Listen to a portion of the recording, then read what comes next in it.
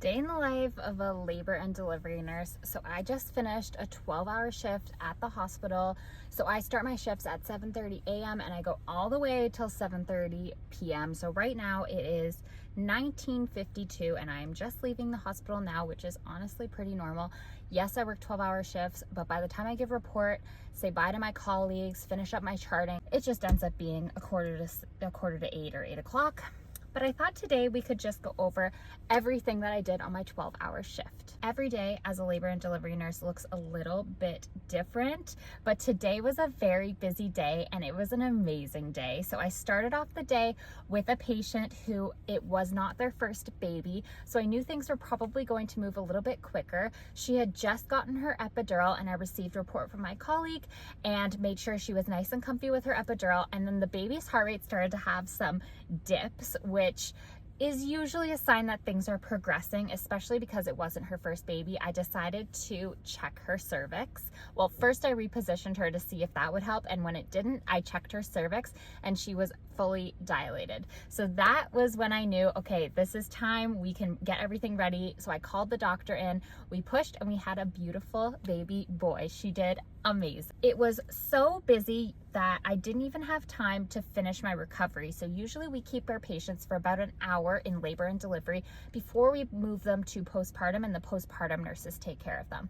Because today was so crazy busy, I actually had to admit another patient. So one of the postpartum nurses was willing to come and help out, and she finished the recovery on that patient, thank goodness, which is too bad. I usually love to spend that time with my patient, helping with feeding and bonding and answering questions and all that kind of stuff.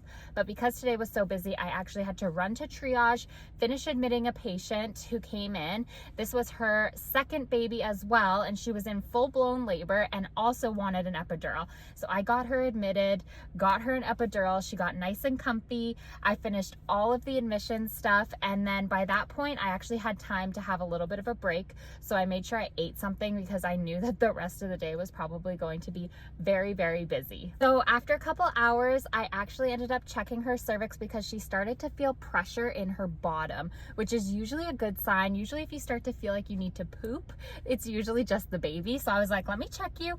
And she was fully dilated. So we decided to set up to start pushing.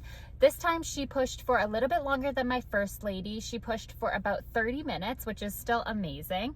And we had a beautiful baby boy again. This one, they didn't know the gender, so it was really special. I love surprise gender reveals. I think that they are so fun at delivery, especially when the mom and dad or whoever the partner is can have a moment where they're like, oh my goodness, it's a boy or it's a girl. Not that it matters, but it's just a happy surprise. I was able to finish her entire recovery and help the baby feed, answer all the questions, do a head-to-toe assessment on baby as well. So the weight, the measurements, the vitamin K injection, all of that kind of stuff.